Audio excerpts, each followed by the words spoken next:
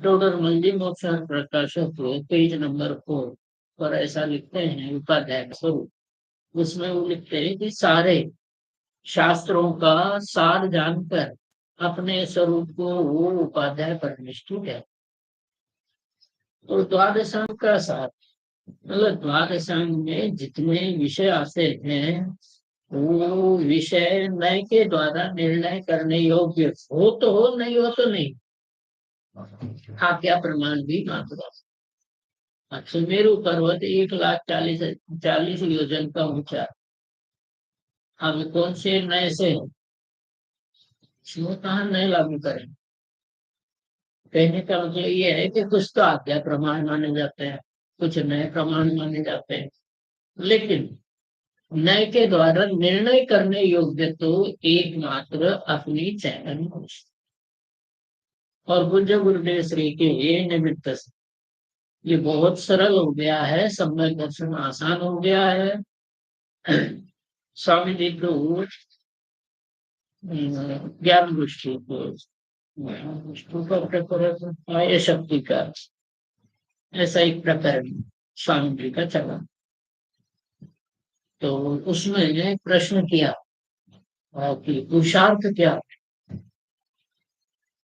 क्रमबद्ध में पुरुषार्थ कहाँ है। स्वामी जी ने उसका उत्तर ये दिया, जो क्रमबद्ध है उसको स्वीकार करने में ही पुरुषार्थ है। क्रमबद्ध को क्रमबद्ध मतलब करना कुछ भी नहीं है उसमें, पर्याय को बदलना ये नहीं है, पर्याय के परिणमन को बदलना ये भी नहीं, परिणमन को उपाधि। राग की पर्याय है तो है, द्वेष की पर्याय है तो है, शुभ राग की है, शुभ राग की, अशुभ राग की, अशुभ राग। तो पूज्य गुरुदेव श्री ने निर्णय पुरुषार्थ की भाषा बताई कि परिणमन या बदलाव करने में पुरुषार्थ नहीं है। पर बदल जो है जैसा है उसको क्रमबद्ध जानकर ये क्रमबद्ध ही है ऐसा स्वीकार करने में पुरुषार्थ। जीव ये भूल करता है परिणमन को बदल करके, समझ में आ गई बात। परिणमन को बदल करके यह जीव पुरुषार्थ समझता है, अनादि से भ्रम है।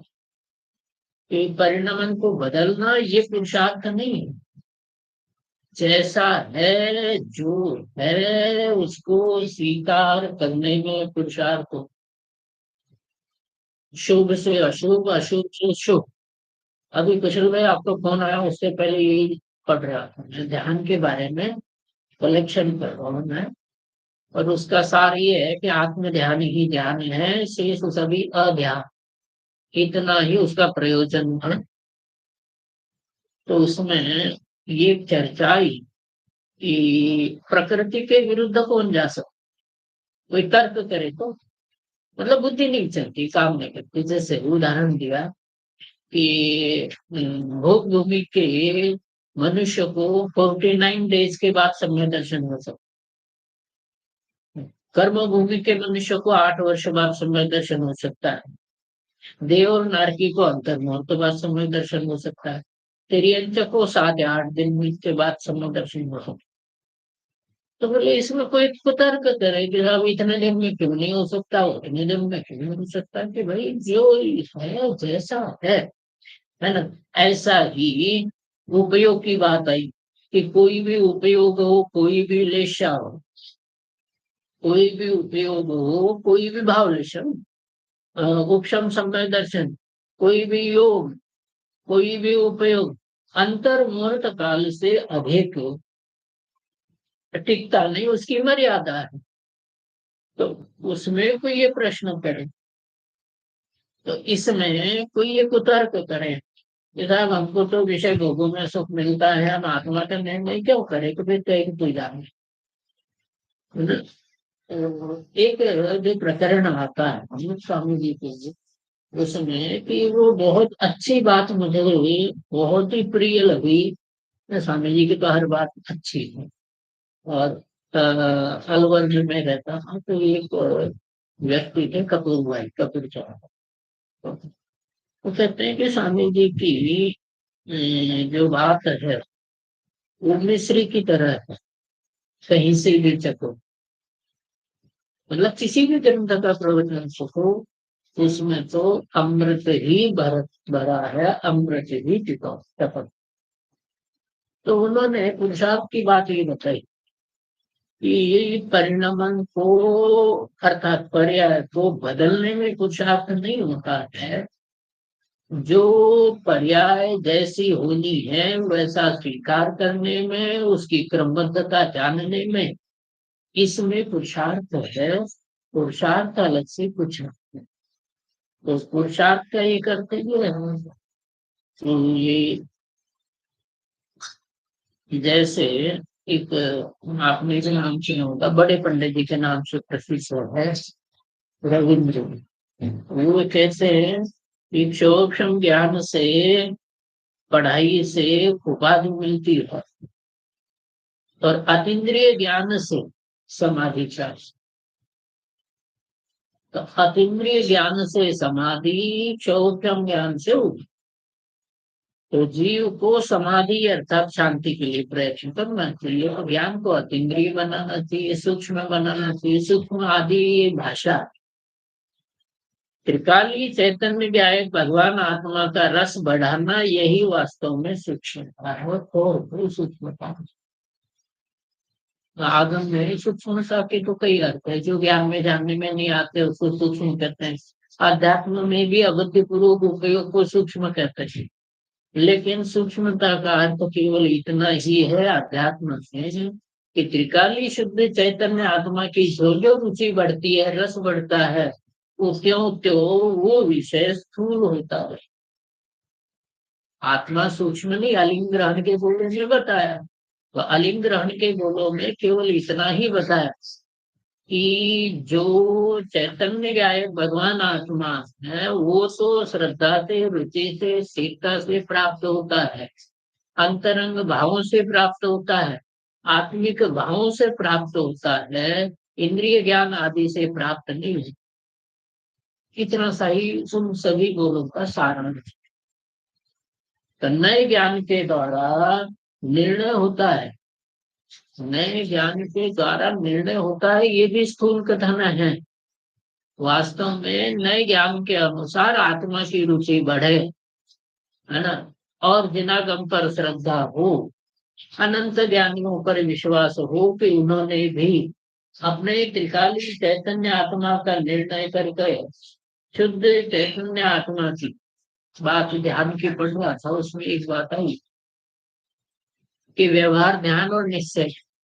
तो व्यवहार ध्यान पूर्वक निश्चय ध्यान, आत्मा के विकल्पों के द्वारा आत्मा का अनुभव होता।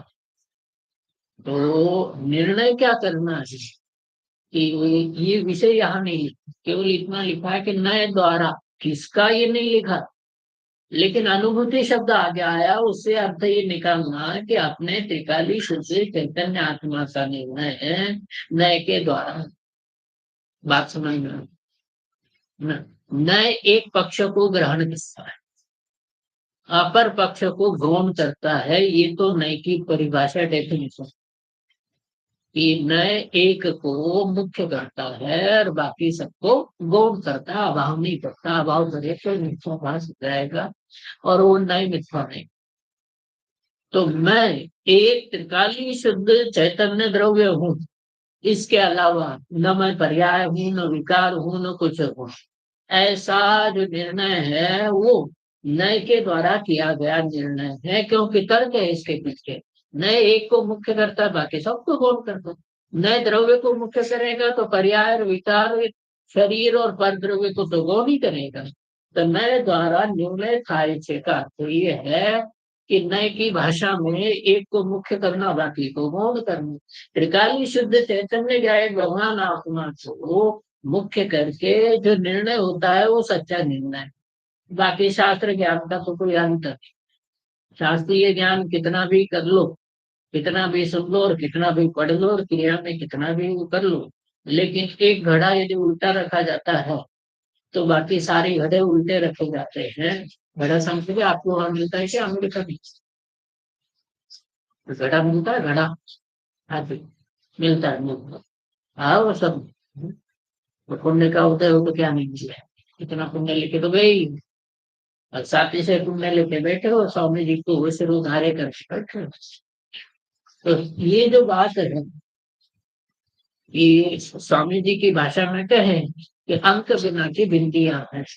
आत्मा के बिना जितना भी उत्तम ज्ञान है, मतलब आत्मा के निर्णय के बिना जितना भी उत्तम ज्ञान है, वो अंक के बिना शून्य है, जीरो। ऐसे ही ये तो बहुत हो जाता है इसमें। आगे बढ़ते हैं कि हाँ, हाँ जी, हाँ जी, हाँ, हाँ, हाँ,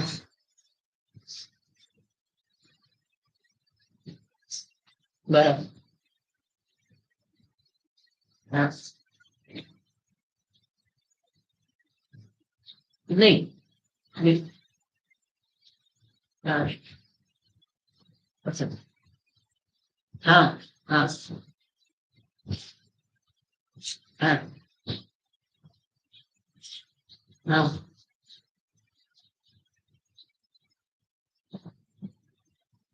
नहीं, नहीं, नहीं, नहीं, नहीं।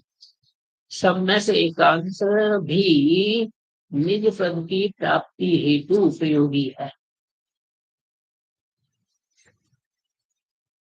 हाँ, सब, हाँ, हाँ, हाँ,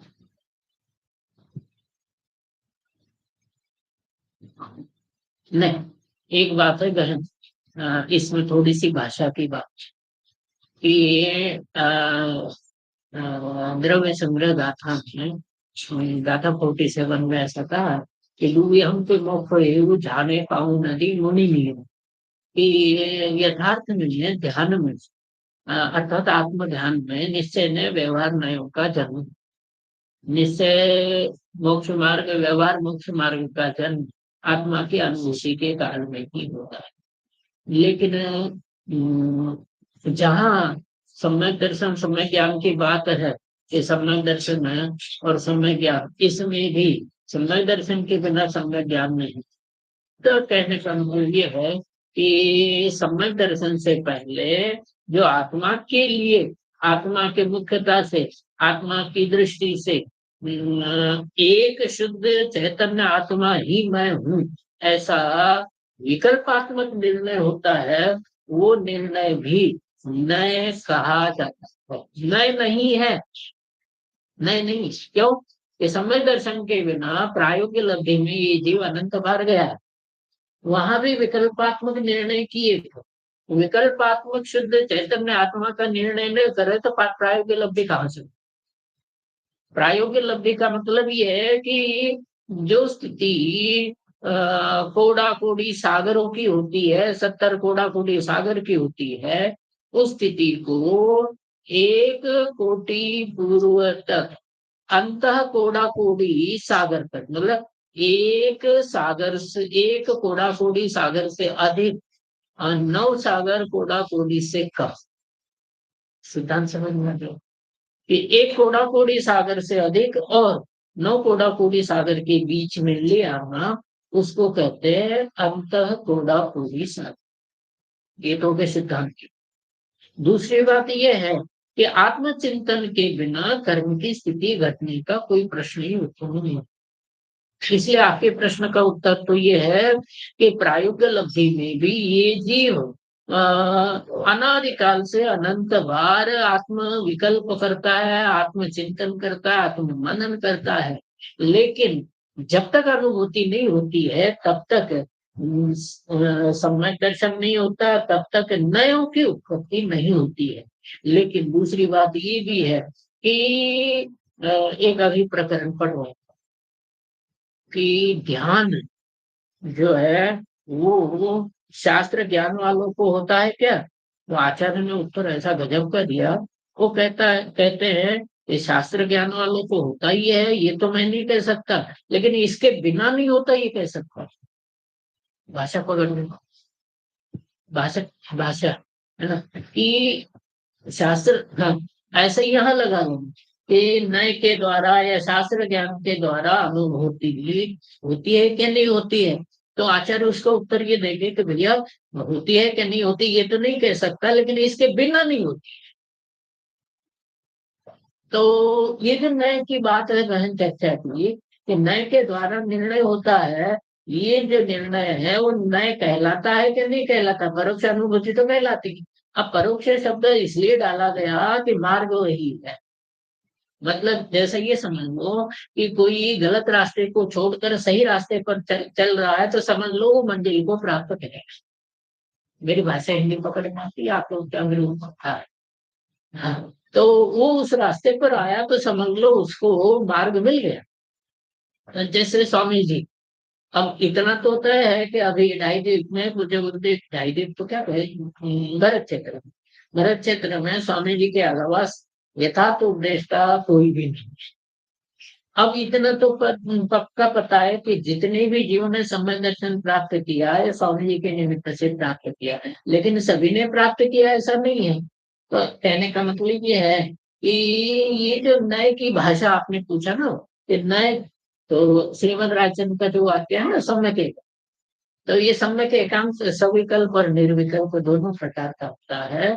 शुद्ध चैतन्य आत्मा के विकल्प, एकमात्र शुद्ध चैतन्य गायक परमात्मा मैं हूँ, ऐसा जो नयों के द्वारा अर्थात परम शुद्ध निश्चय नय के द्वारा निर्णय किया जाता है। समय सार की 26, 27, 28, 29, 30, 31, 32, 33 ये जो गाथाएं हैं, ये गाथाएं नयों के संबंध में, उसी से वो क्या है, निश्चय स्तुति, व्यवहार स्तुति है।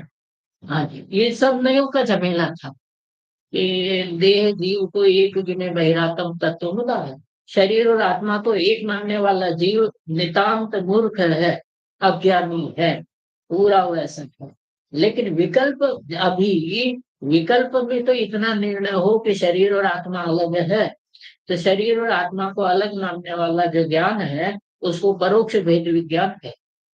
और शरीर से भिन्न चैतन्य आत्मा की अनुभूति करने वाला जो भेद ज्ञान है वो प्रत्यक्ष बोध है, निर्विकल्प भेद ज्ञान। तो कहने का मतलब निर्विकल्प दशा में निर्विकल्प भेद ज्ञान उत्पन्न होता है। तो ये बात है कि वहाँ आचार्य अमृतचंद्र ने उस शिष्य को उत्तर दिया कि तू नए ज्ञान से अनभिज्ञ है। तो मैं आपसे भी कह सकता हूँ कि प्राय करके जीव नए ज्ञान से अनभिज्ञ है। नयों का बहुत बड़ा विस्तार करेंगे, कैसे कि द्रव्यार्थिक नय, पर्यार्थिक नय, ये आगम के हैं, निश्चय नय, व्यवहार नय, अध्यात्म के हैं, फिर निश्चय नय के 4 भेद करेंगे, व्यवहार नय के भी 4 भेद करेंगे। तो ऐसा भेद इतना लंबा चौड़ा जानेंगे, ये लोग भी नए ज्ञान से अनभिज्ञ है। नए ज्ञान से तो केवल एक अपने शुद्ध चैतन्य आत्मा का निर्णय करना था। नए ज्ञान, नए ज्ञान अपने शुद्ध चैतन्य आत्मा के लिए है, नए ज्ञान के लिए नहीं है। बात भाषा भाषा पकड़ में आ रही ना, कि नए ज्ञान के लिए नहीं है। नए ज्ञान, प्रमाण ज्ञान जितना भी है वो आत्मा के निर्णय के लिए है। तो यहाँ जो आपका प्रश्न है उस पर और विचार करें तो केवल इतनी सी बात है कि सविकल्प दशा में निर्णय होता है, सविकल्प मार्ग से निर्णय होता है। लेकिन सविकल्प को और कौन सा लेना, कि सविकल्प वही लेना जिसके आगे शुद्ध चैतन्य आत्म तत्व लिखा है, जिसके आगे एक सूक्ष्म ज्ञान है, शास्त्र ज्ञान है, उसको वो विकल्पात्मक ज्ञान भी कहो तो कहो, लेकिन कहने योग्य नहीं है ना। तो नया तीत होता, हाँ जी, नए के द्वारा निर्णय होता है, निर्णय के द्वारा अनुभूति, ये क्रम है। नयों के द्वारा निर्णय और निर्णय के द्वारा अनुभूति होती। तो एक प्रश्न है कि विधि है एक तरीके से कि नयों से अपने चैतन्य स्वरूप का, नयों से उसमें नय से एक वचन का प्रयोग है ना, सिंगुलर प्लूरल ऐसे होते हैं ना आपके, इंग्लिश। तो हवन्नय से केवल एक का ही निर्णय करना है कि मैं शुद्ध चैतन्य आत्मा हूँ, ऐसा जो निर्णय किया। अब अगली बात ध्यान से, कि नया चीज कैसे हो, तो उस निर्णय में जो वस्तु आई है उस वस्तु में एकाग्र होने से नयों से नयातीत हो। बस, नयों से नयातीत होने की प्रक्रिया क्या है, कि नयातीत कहो या अनुभूति स्वरूप कहो या अनुभव कहो, एक ही बात है। क्योंकि ये एक प्रकरण आया है, ग्रंथ है ज्ञानार्णव शुद्ध निरासन।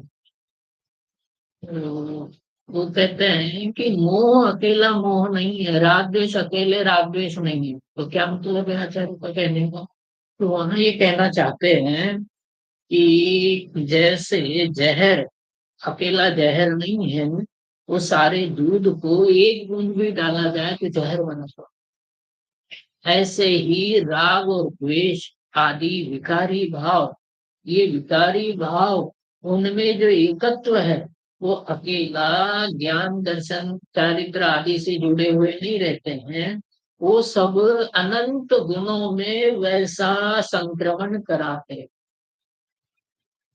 और क्या मतलब हुआ इसका, कि मैं शुद्ध चैतन्य आत्मा हूँ, ऐसा निर्णय केवल ज्ञान गुण का नहीं होता है, अनंत गुणों का होता है। एक बात है, भाव पकड़ में आ गया, कि एक ज्ञान, हाँ जी, बात यही है कि मैं शुद्ध चैतन्य आत्मा हूँ, इस निर्णय में अनंत गुण समाहित है, और एकाग्र होने में भी अनंत गुण समाहित है। इसलिए सम्यक दर्शन को सर्व गुणांश का। तो नयातीत सबसे बड़ा प्रश्न ये है कि नयातीत कैसे हो, कि होना किसको है, तो मुझे होना है। तो मुझे होना है तो मुझे क्या करना है, कि जो निर्णय किया मैं के द्वारा कि मैं शुद्ध चैतन्य आत्मा हूं, ऐसा निर्णय किया, उसी निर्णय में एकाग्र होना, एक रूप हो जाना। टोडर मंदिर में, और मेरे ख्याल से 210 नंबर का 210 नंबर का पेज है, उसमें कहा कि ज्ञान का एक रूप होना ही ध्यान है। ज्ञान का एक रूप होना ही ध्यान है। तो ज्ञान का एक रूप होना ध्यान है, तो निर्णय में जो शुद्ध चैतन्य वस्तु हमारे सामने आई, क्योंकि एक नयों का प्रकरण बात चलिए तो बता देता हूँ कि निश्चय नय, परम शुद्ध निश्चय नय ही एकमात्र निश्चय नय है। बाकी शुद्ध निश्चय नय, एक देश शुद्ध निश्चय नय, अशुद्ध निश्चय नय, ये सब कभी तो निश्चय बनते हैं, कभी व्यवहार। समझ में आ गया, कि कभी तो निश्चय, हाँ, कभी निश्चय बनेंगे, कभी व्यवहार बनेंगे। ऐसे ही यहाँ पर एक त्रिकाली शुद्ध चैतन्य आत्मा ही आत्मा। उदाहरण क्या दिया, कि जैसे परम शुद्ध निश्चय नहीं ही एकमात्र निश्चय नहीं है ना, बाकी नए कैसे, कभी निश्चय कभी व्यवहार बदलते रहते हैं। तो जो एक परम शुद्ध निश्चय नय है, वही नय है निश्चय नय, है ना। ऐसे ही यदि पदार्थों में कोई पदार्थ है तो मेरा शुद्ध चैतन्य आत्मा ही पदार्थ है। यदि पदार्थों में सर्वोत्कृष्ट पदार्थ है तो मेरा शुद्ध चैतन्य आत्मा ही पदार्थ है। तो शुद्ध चैतन्य आत्मा जो दृष्टि का विषय, आनंद सुख अनुभूति का विषय, देखो शब्दों का प्रयोग करना अलग बात, वही ध्यान के प्रकरण में है। अन्य मत के ध्यानों की चर्चा, तो अन्य मतों के ध्यानों की चर्चा में उसने कोटेशन दिया है कि आनंद दशा का नाम ध्यान। शब्द सबके अच्छे लगेंगे, शब्द बहुत अच्छे लगेंगे। चित्त वृत्ति के निरोध को कहते हैं, वो कहते हैं, बहुत सारी बातें आनंद दशा को ध्यान के ऊपर। और मैं कहता हूँ कि ब्रह्म में पड़े हुए जीव के लिए टोडरमल जी ने लिखा है, 7वें उतार में ही है, निश्चय वसी के प्रकरण में टोडरमल जी ऐसा लिखते हैं कि यदि कोई मिश्री को अमृत समझ करके खाए तो मिश्री में से अमृत का स्वाद मिलेगा। बहुत बड़ा उदाहरण। ऐसे ही कोई जीव आत्मा के विकल्पों में, आत्मा के विचारों में आत्मा की साधना माने तो ये तो उसका भ्रम है, उसमें से अमृत नहीं निकलेगा। एकाग्रता से मतलब त्रिकालीय चैतन्य शुद्ध आत्मा में उपयोग एकाग्र होने पर अनुभूति होती है, उपयोग शुद्ध होता है, इसी को नयातीत होते हैं। और विधि बहुत सरल। देखो, कोई पूछते हैं कि 50 साल हो गए आपको पढ़ते पढ़ते, स्वामी जी से ही पूछते कि आपके साथ रहते रहते 40 साल हो गए, 45 साल हो गए, अनुभूति नहीं हुई। अब अनुभूति का काल से कोई लेना देना नहीं है, अनुभूति का तो आत्मरस से लेना देना। आत्मरस बढ़े तो अंतर्मुख में समय दर्शन प्रकट हो। क्यों रंगी भाई 40 साल लगेंगे? नहीं। ये तो सब करने की बात है।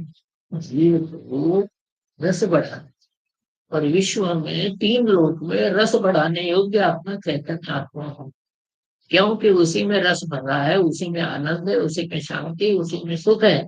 बाकी सब तो संसार में भ्रम है। डॉलर में, रुपए पैसे में सुख है, अनुकूल संयोगों में सुख है, अनुकूल परिस्थितियों में सुख है। ऐसा हो तो पुण्य का उदय हो तो सुख हो सकते हैं थोड़ा। ये तो भ्रम है अनादि। हाँ जी। हम्म। हम्म। हम्म।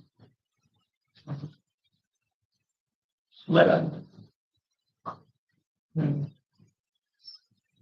हाँ। हम्म। बराबर। हम्म। हम्म। हम्म। हम्म। बराबर। हाँ। एक जगह लालचंद भाई ने इसका थोड़ा सा अलग तरीके से थोड़ा सा किया कि आगम की भाषा में कैसा किया कि जो नए ज्ञान है वो तो श्रुत ज्ञान है, बराबर। और जितना भी श्रुत ज्ञान है वो इंद्रिय ज्ञान है ना। और नयातीत ज्ञान जो है वो अतीन्द्रिय ज्ञान है। अनेक अपेक्षाओं से बात एक ही कही जाए है कि नए ज्ञान ये चौक्षम ज्ञान है, इंद्रिय ज्ञान है। और अतीन्द्रिय ज्ञान वो नयातीत है ना। तो न इस अपेक्षा से भी थोड़ा है, एक ही बात को अनेक अनेक प्रकार से बोलना। अब इसका तो कोई अंत नहीं साथ। ये तो 33 सागर तक की जाने वाली चर्चा, लेकिन उस चर्चा में भी आनंद नहीं है, आनंद तो आत्मा। तो त्रिकालीय शुद्ध चैतन्य आत्मा को प्राप्त करने की विधि एकमात्र उसका रस बढ़ाना ही। त्रिकालीय शुद्ध चैतन्य आत्मा का रस बढ़े तो बाहर का विषय कषायों का रस भी कट हो जाए, जिसको वैराग्य कहते हैं, उसी को संवेग कहते हैं। तो त्रिकालीय चैतन्य आत्मा का रस बढ़ाना, इसके अलावा 3 लोक 3 काल में कोई दूसरा उपाय नहीं है। श्रीमद का वही वाक्य, एक हुए तरण काल माँ परमा रत्नो पाए। कि एक ही मार्ग होता है, और विधि भी एक ही है। मार्ग एक है तो विधि भी एक ही। विधि क्या है कि अपने को त्रिकाली चैतन्य ध्रुव भगवान आत्मा जान करके वो अनंत गुणों का पिंड, अनंत वैभवशाली ऐसा चैतन्य आत्मा मैं हूँ, ऐसा रस लाना, उसका निर्णय करना है सही मायने में। निर्णय का मतलब ये नहीं कि हमने तो जान लिया, कहो तो हम प्रवचन कर दें। समझ में आ गई? हमने जान लिया तो हम उसका प्रयोजन करके दुनिया को समझा देगा। तो पहले खुद तो जान ले, है ना। हमारे समाधि तंत्र का वो जो स्वामी जी 50 नंबर की गाथा का कोटेशन लेते हैं कि जो ज्ञान में रमते हैं वास्तव में वो पागल है। जो ज्ञान में रमते हैं वो वास्तव में पागल है। ज्ञान का मोह छोड़ करके गायक का मोह बढ़ाना चाहिए। ज्ञायक का मोह जीव को तारेगा, ज्ञान का मोह तो अनंत बार किया, उससे तर नहीं पाओ। इसलिए नयातीत होने के लिए नयातीत तथा ज्ञान द्वारा अनुभव था। इसमें काल भेद नहीं है कि पहले नयातीत हो जाएगा फिर अनुभव हो। काल भेद इसलिए नहीं है कि जिस काल में ये जीव अनुभव करता है, उसी काल को नयातीत कहते हैं। शास्त्रीय भाषा में कहो तो पक्षातिक्रांत कहते हैं। और अध्यात्म की भाषा में कहो तो वह भेद विज्ञान है। कहने का मतलब वही सम्यक दर्शन है, वही वही वही वही सब, मतलब वही सम्यक दर्शन है, वही सम्यक चारित्र है। तो एक अनुभव नाम का जो शब्द है ना, जिसको तो सोने से गढ़ होना चाहिए, हीरे मोती से जड़ना। क्योंकि विश्व की सर्वोत्तम दवाई अनुभव, दुखों को मिटाने वाली एकमात्र दवाई मेडिसिन अनुभव ही है। शुद्ध चैतन्य आत्मा का अनुभव निर्णय के बिना नहीं होता, निर्णय परम शुद्ध निश्चय के बिना नहीं होता है। उसको यहाँ पर परोक्ष अनुभूति, उसको यहाँ पर परोक्ष अनुभूति कह करके आगे ये कहा कि प्रत्यक्ष अनुभूति क्या है ना। तो जिस नय का सहारा लिया था उस नय को छोड़ो। देखो उदाहरण तो देना मतलब लोक व्यवहार में बहुत सुने, जैसे ध्यान का प्रकरण, उसमें कहा कि ध्यान कितने काल तक होता है, क्योंकि कम से कम अंतर्मुख और ज्यादा से ज्यादा भी अंतर, कि ध्यान का काल जगन्य काल भी अंतर्मुख तो उत्कृष्ट काल भी अंतर्मुख। तो वहां प्रश्न किया कि इससे अधिक दो अंतर्मुहूर्त चार अंतर्मुहूर्त लगातार क्यों नहीं होता। तो उसका समाधान हुआ कि एक उपयोग, एक प्रकार का उपयोग अंतर्मुहूर्त काल तक होता है। उसी पदार्थ का यदि दूसरे प्रकार से विचार करो तो दोबारा भी अंतर्मुहूर्त काल तक ध्यान चलता रहता है। ध्यान चलता रहता है मतलब एक ही प्रकार का ध्यान अंतर्मुहूर्त, अगले समय में दूसरे अंतर्मुहूर्त में उसी चैतन्य आत्मा का, मतलब चैतन्य आत्मा कोई पदार्थ समझ में अन्य प्रकार से विचार करना, वो अंतर्मुहूर्त काल की होती। ध्यान अंतर्मुहूर्त काल जो होता है, ध्यान की क्षमता। हाँ जी।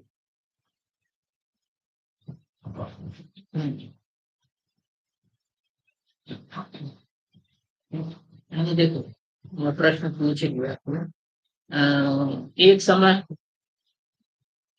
बराबर, एक समय से आगे चलते हैं तो आउली शब्द आता है।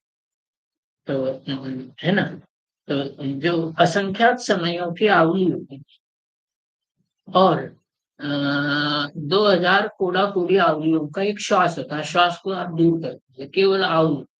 आवली मतलब जगन्य युक्त असंख्यात समय, अभव्य जीव राशि इतनी। तो अभव्य जीव राशि के बराबर जितने समय है उतने समयों की एक आवली होती है, ऐसा कुछ नहीं। असंख्यात समयों की एक आवली होती है। आवली प्लस एक समय बराबर सबसे छोटा अंतर।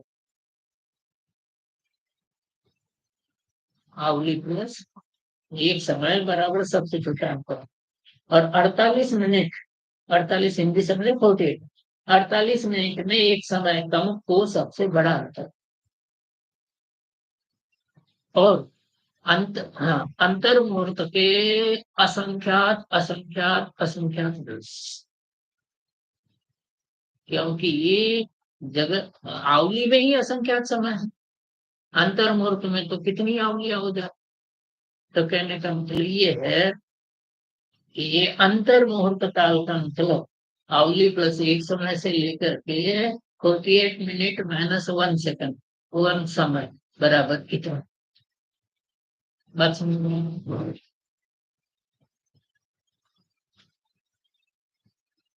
हाँ हाँ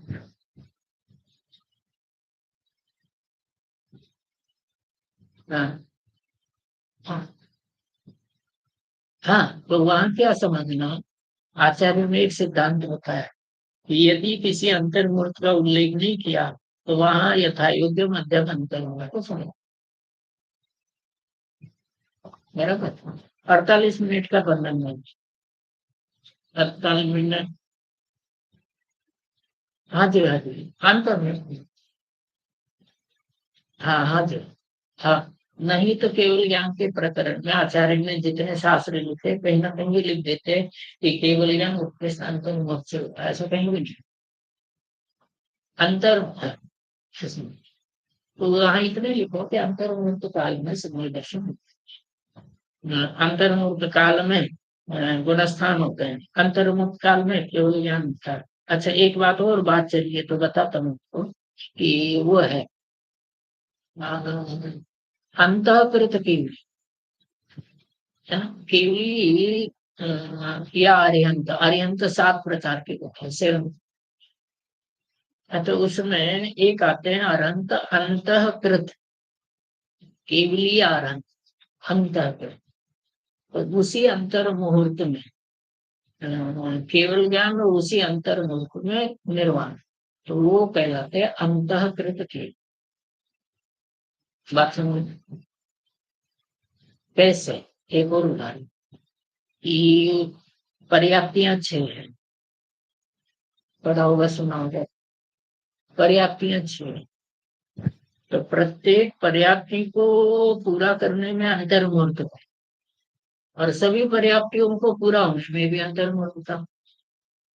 उदाहरण पकड़ में ये सब, हाँ, सब प्रत्येक पर्याप्ति को पूरा करने के लिए अंतर मुहूर्त, सभी पर्याप्तियों को पूरा करने के लिए भी अंतर मुहूर्त था। तो यदा योग्य वहां से बदले कि जैसे वहां हम पर्याप्तियों में समझते हैं, वैसे अंतःकृत कीवी कहलाते हैं जिनको अंतर मुहूर्त में ही केवल ज्ञान, अंतर मुहूर्त में ही मोक्ष। तो कोई प्रश्न करे कि अंतर मुहूर्त तो 2 हो गए, तो भैया एक ही अंतर मुहूर्त में असंख्याता असंख्यात अंतर मुहूर्त। तो कोई लघु अंतर मुहूर्त में उनको केवल ज्ञान हो गया, अगले अंतर मुहूर्त में लघु या मध्यम अंतर मुहूर्त में उनको मोक्ष हो गया। तो दोनों का काल भी अंतर मुहूर्त के भीतर, और दोनों का काल भी अंतर। तो ऐसे अंतःकृत दशांग, 12 अंगों में अंतःकृत दशांग नाम का एक अंग होता है। उसमें प्रत्येक तीर्थंकर के काल में भयंकर उपसर्गों को सहन करके, भयंकर सामान्य वाली बात नहीं है, भयंकर उपसर्गों को, सामान्य उपसर्गों की संख्या तो बहुत होती है, भयंकर उपसर्गों को सहन करते हुए जिन मुनिराजों ने केवल ज्ञान और उसी उपसर्गों के काल में अंतर मुहूर्त में मोक्ष प्राप्त किया, जैसे सुकुमार मुनि है, पांडव है, ये इसको उदाहरण है अंतर्कृत के। उसी अंतर्मुख काल में उपसर्ग, उसी अंतर्मुख काल में केवल ज्ञान। गज कुमार मुनि पांडव हैं, सुकौशल मुनिराज हैं, ये ऐसे है कि जिनके ऊपर भयंकर उपसर्ग हुआ, और उस भयंकर उपसर्ग में उनको केवल ज्ञान भी हो गया और उनको मोक्ष भी हो गया। वो अंतर्मुख के भीतर दोनों काम हो गए। तो वहां भी यथा युग अंतर्मुख था, जो आपकी चर्चा है। हाँ, हाँ, हाँ, बराबर। हाँ, हाँ, ऐसा लिखा है ना, ऐसा लिखा है कि भावलेश योग, है ना, और ध्यान, इन सबका इतना ही नहीं, एक उदाहरण दिया कि जैसे वैक्रियक शरीर है, समशरण की रचना भी विक्रिया से ही बनती है।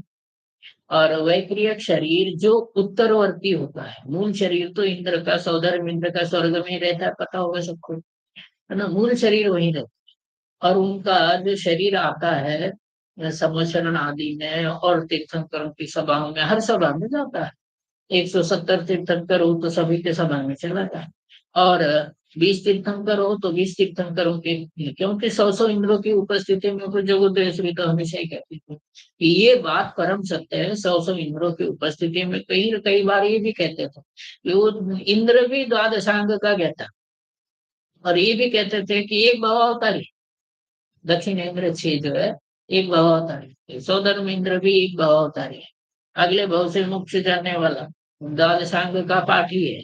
ऐसा इंद्र भी भगवान की दिव्य धुनी सुनने के लिए आता है। ये तो बात प्रसंगवश हुआ कि इंद्र सभी तीर्थंकरों के सम्मोषण में जाता है, और वो उत्तरवर्ती वैक्रिय शरीर से जाता है, मूल शरीर तो स्वर्ग में ही रहता है। अब वो जो उत्तर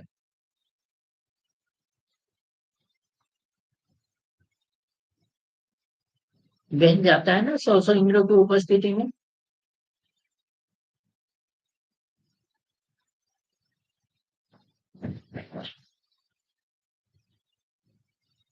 होता है, नियम है जो है। ऐसा नहीं कि जिस तीर्थंकर के समाचरण में जाएगा तो मुख्य कहलाएंगे, बाकी गौण हो जाएंगे।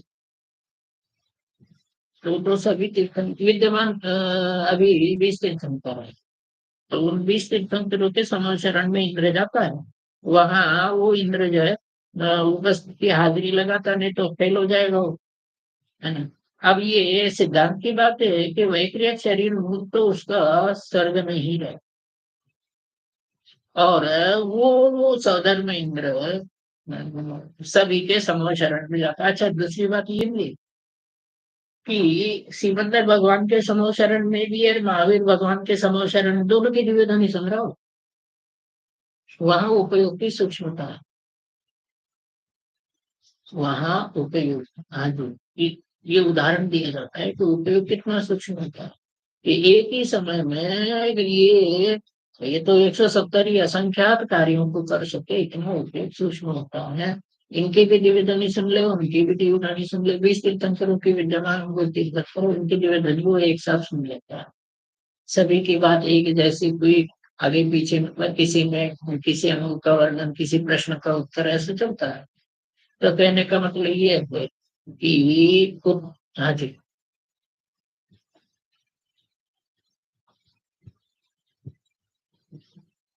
हाँ हाँ हाँ, बताओ। जैसे वो रिद्धिधारी महाराज होते हैं, तो आहारक रिद्धि का उदाहरण समझ लीजिए कि आपके अमेरिका में आहारक रिद्धिधारी महाराज बैठे हैं, और उनको जाना है विदेश क्षेत्र में। तो उनका आहारक शरीर आएगा, और वो आहारक शरीर से विदेश क्षेत्र में चले, उनका शरीर यहीं रहेगा। तो ये जो आहारक शरीर जा रहा है उसमें अलग आत्मा नहीं है, आत्मा की प्रवेश।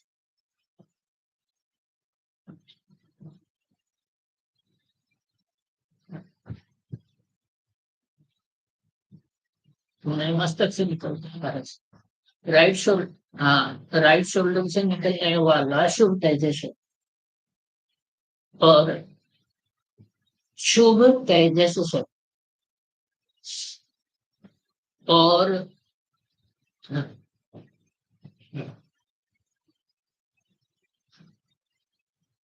हाँ, असंख्यात प्रदेश होते हैं, लोकाकाश प्रमाण से ही तो जितने, जैसे उदाहरण के लिए जैसे समझ लो कि एक ही सौधर्म इंद्र 20 तीर्थंकरों की सभा में, और जैसा उसका मूल शरीर है वैसा उसका उत्तरवर्ती शरीर है, इसमें फर्क नहीं है कि ये डुप्लीकेट है या मूल शरीर जैसा वैसा है। अब सभी शरीरों में 20 तीर्थंकरों के समाचरण में इस समय भी वो विद्यमान है। तो इस समय जो विद्यमान है, तो उसके वहां पर जो आत्मा के प्रदेश है वो पाए जाते, मतलब आत्मा के प्रदेश से वो जुड़ा हुआ रहता है। आत्मा अलग अलग नहीं होती। बहन समझ में क्या प्रश्न चिंता है। वो जो आत्मा है वो अलग अलग नहीं होती, आत्मा एक ही होती है सभी शरीर। नहीं नहीं, ऐसा ही बहन उसका उदाहरण रखो ना, रावण ने, तो रावण ने बहुरूपिणी विद्या से जोड़ा। हाँ हाँ हाँ, होगा। हाँ हाँ, आत्मा तो एक ही है। अ, आत्मा के प्रदेश संख्यात है। और जैसे आहारक शरीर का उदाहरण दिया, तो आहारक शरीर में आत्मा अलग नहीं होती है, एक ही आत्मा के प्रदेश होते हैं। जैसे चक्रवर्ती 96,000 रूप बने, तो 96,000 रूपों में उसकी आत्मा एक ही, एक उनको आत्मा के प्रवेश एक। वैसे ही 3.5, हाँ न हो गए। हाँ हाँ हाँ हाँ हाँ हाँ, नहीं माफ, वो तो क्या है कि ये उदाहरण भी बताया, और कि क्या कहते हैं उसको, आपको बताया ना, भाव रेशा है, उपयोग है, ये वैक्रिक शरीर है, इनका काल अंतर्मुक्त, उत्तरवर्ती वैक्रिक शरीर अंतर्मुक्त ही रहता है, ये उदाहरण नहीं आज, ये उसके बाद वो वैसा का वैसा, वैसा का वैसा बदल। अब अनुभूति और ध्यान का समय अलग है। अंतर्मुहूर्त काल तक यदि उपयोग आत्मा में स्थिर रहे तो उसको आत्म ध्यान कहते हैं। एक समय स्थिर रहे तो उसको अनुभूति कहते हैं, क्योंकि आत्म ध्यान के लिए अंतर्मुहूर्त काल होता है फिक्स है।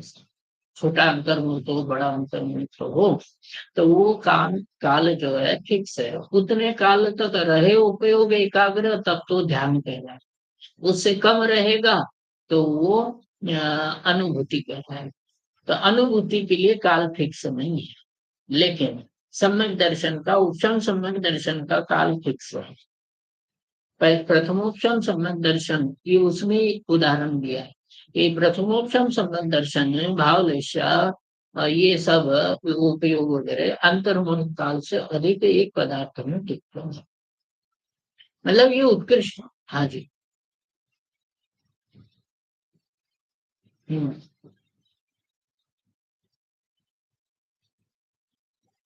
हाँ जी, डॉक्टर नींद से जाते हैं। नहीं, और आगे बता देता हूँ दादा, कि आपने यदि तत्व सूत्र पढ़ा हो कि इंद्र सामानिक त्रायस्त्रिंश, इंद्र सामानिक त्रायस्त्रिंश पारिषद आत्मरक्ष अनिल, ये जो 6 प्रकार के देव है ये संख्यात ही हो, गिनती के होते हैं। तो ये जो गिनती के देव है हमेशा पुण्यात्मा होता है ना। और ये 6, मतलब मुझे ये कहना था भाई कि अकेला मतलब सभी इंद्र जाति ही है ये तो पक्का ही है, इसके अलावा जो पहले 6 प्रकार के, 10 प्रकार के देव होते हैं, त्रास्त्रिंश, त्रास्त्रिंश और व्यंतर और ज्योतिष, ये 8 प्रकार के ही होते हैं। हाँ, तो ये जो बाकी सामान्य रूप से देव 10 प्रकार के, कोई इंद्र है, कोई सामानिक है, कोई त्रासपिंश है, कोई पारिषद है, आत्मरक्ष है ना। तो आत्मरक्ष और त्रासपिंश को छोड़कर भूल गए, उसमें ये है कि पहले 6 प्रकार के देव तो पुण्यात्मा ही हो, और ये जीव प्राय सभी का नियम नहीं है। अष्टानिका में नंदीश्वर द्वीप में जाएंगे, है ना। और जब प्रलय समाप्त होता है तो 10 लक्षण धर्म का उत्सव मनाया जाता है, उसमें भी शामिल हो जाते हैं, समोशरी नादि में जाते। मैंने एक एक्स्ट्रा बता दी बात आपने। इंद्र तो जाते ही है, बाकी 6 प्रकार के तो भी जाते हैं। चर्चा काम करने में समय हो गया है ना? बाकी तो अभी। हाँ। हाँ सर। हाँ। हाँ। हाँ, वो बनारसी दादी की पंक्ति है, स्वामी जी इसको बार बार बता। हम्म, हो जाए ना। हीन संगणन वालों के और उत्कृष्ट संगणन वालों की श्लोक वार्तिक में चर्चा है। कि बोले चाहे जैसा उत्तम संगणन वाला हो, लेकिन उसका ध्यान भी अंतर्मुख काल से अधिक नहीं होता है। तो वो सामान्य जो हीन संगणन वाले लोग हैं उनका उपयोग तो ज्यादा समय कहाँ से टिकेगा। तो वहां शांति भाई ये बताया, एक समय, 2 समय, 4 समय, 6 समय, 7 समय सब भी, कि इतने का। तो आओ, अरे फाउली का नियम तो